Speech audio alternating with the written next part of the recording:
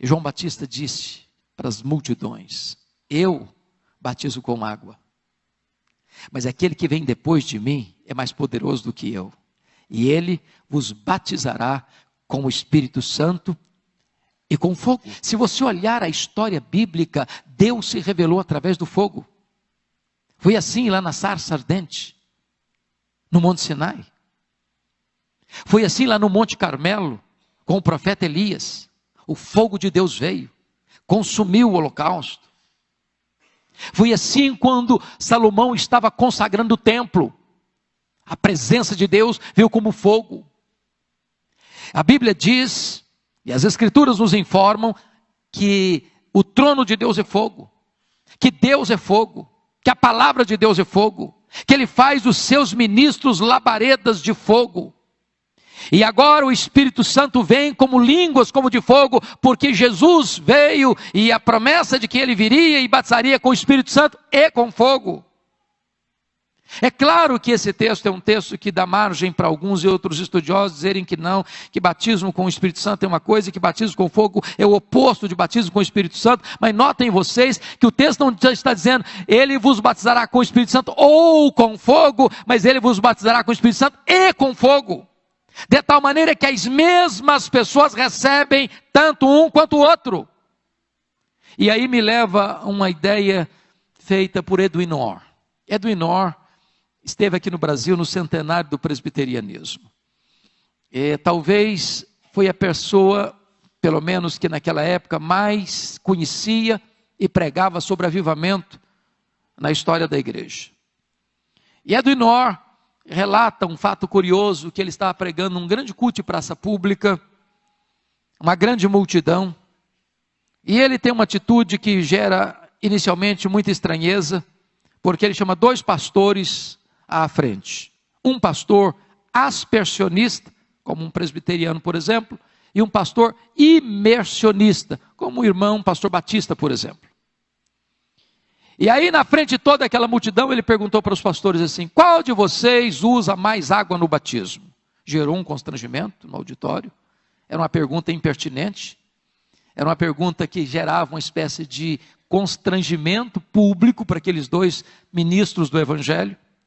E antes que o desconforto pudesse ser gerado, ele respondeu: não importa a quantidade de água que vocês usam no batismo, a língua continua seca.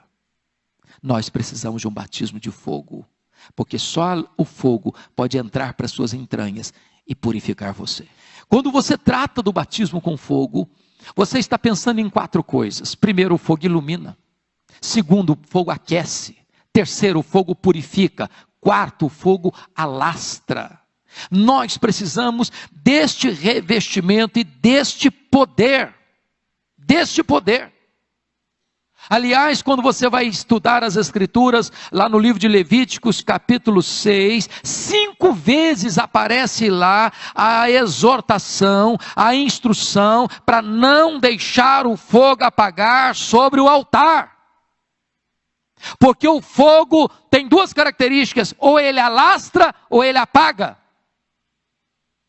Para que o fogo continue aceso no seu coração, é necessário você manter o combustível do fogo.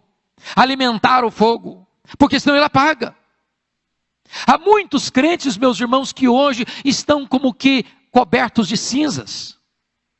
Houve um tempo na sua vida que houve fogo, houve um tempo na sua vida que houve fervor, houve um tempo na sua vida em que havia amor por Jesus, alegria na presença de Deus, delícia na oração, prazer no louvor, paixão pelo Evangelho, alegria em falar de Jesus Cristo. Esta chama foi apagando, foi ficando uma chama bruxuleante, e de repente esse fogo apagou, e essas brasas se tornaram um carvão cheio de cinzas e coberto de cinzas.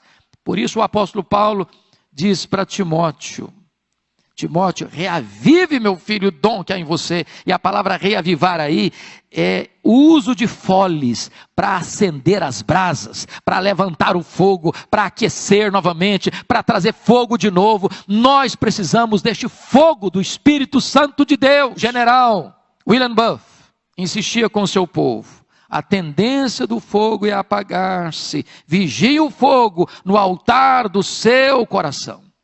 Irmãos, nós precisamos de uma igreja inflamada.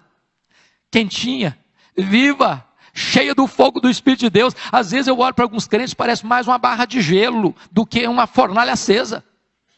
Parece mais uma barra de gelo conservando o religiosismo, quando na verdade nós devemos ter o coração aquecido. Perguntaram certa feita para Dwight Lyman Moody, como é que começa um avivamento na igreja? Ele disse o seguinte: você quer começar um avivamento na igreja? Acenda uma fogueira no púlpito. O crente precisa ter fogo no coração, fogo de fervor, de entusiasmo, de alegria, de paixão pela obra de Deus, de zelo pela glória de Deus. Precisamos de línguas como de fogo, amados irmãos.